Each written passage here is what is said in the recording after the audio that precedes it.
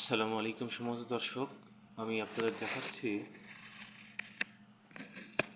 দেখাবো সূরা কিয়ামার 31 নম্বর আয়াত।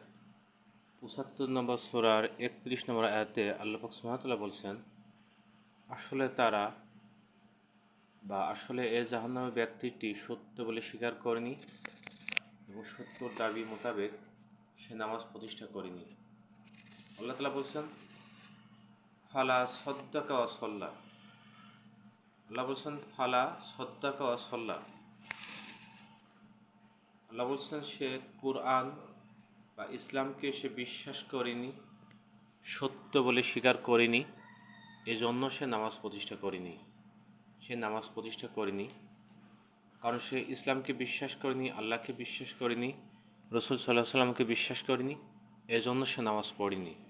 অতএব নামাজ না পড়া, নামাজ প্রতিষ্ঠার চেষ্টা না করা একটি কুফরি কাজ এবং একটি শিরক কাজ। অতএব যারা নামাজ পড়ে না তাদের জন্য জাহান্নাম আল্লাহ তাআলা সূরা কিয়ামায় স্পষ্টভাবে বলে দিয়েছেন।